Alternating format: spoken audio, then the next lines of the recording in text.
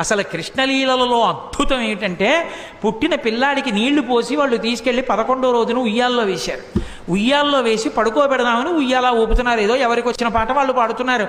అందరూ ఎంఎస్ సుబ్బలక్ష్మి గారు, లతా మంగేష్కర్ అక్కర్లేదు పిల్లల్ని పడుకోబెట్టడానికి. తల్లి ఎవరు ఏదో పాట పాడుతుంది. ఎంతమంది గోపకాంతలు వచ్చి పాట పాడినా నిద్రపోలే. అందున ఉయ్యాల ఊపి పడుకోబెట్టేటప్పుడు పిల్లాడు పడుకోవట్లేదంటే పిల్లాడు కనపడుతూ ఉండగా కాకుండా ఇలా ఉయ్యాల దగ్గరికి చేసి పడుకుని ఇలా ఇలా ఇలా ఇలా ఇలా అని పాట పాడి పడుకుని ఉంటాడు. అందుకని పాపం ఎంతో ఇదిగా ఇలా విప్పి చూస్తే గుడ్లు రెండు ఇలా పెట్టుకు చూస్తున్నాడు.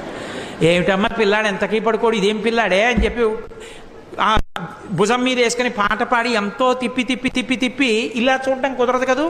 పడుకున్నాడా అంటే ఏం పడుకున్నాడు, గుడ్లు వేసుకు చూస్తున్నాడు. ఏం చేసినా పడుకోడు.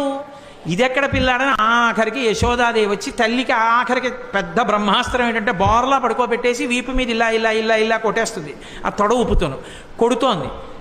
ఎంతకీ పడుకోడు, వీపు చిట్లిపోతోంది. ఇదేమిటి ఆదికూర్మంగా ఉన్నప్పుడు మందర పర్వతం తిరిగినా బాధపడలేదు కానీ ఈ కృష్ణావతారంలో ఇలా కొట్టేస్తున్నారు, నన్ను ఎందుకు ఇలా ఊపేస్తున్నారు అనుకున్నట్ట. లోకములు నిదురపోవగత నిదురింపని సుభగుడు రమణులు జోకొట్టిపాడ నిదురం గైకొను క్రియ నూరకుండె కనుతెరవకయున్నన్నారు పోతన గారు. ఓహో ఈ దిక్కుమాలిన ప్రపంచానికి అలవాటు ఉంది, నిద్రపోతుంటారు వీళ్ళు కళ్ళు మూసుకొని. నాకు నిద్రపోవడం అలవాటు లేదు. నేను నిద్రపోతే లోకాలు నిర్వహించేవాడెవరు?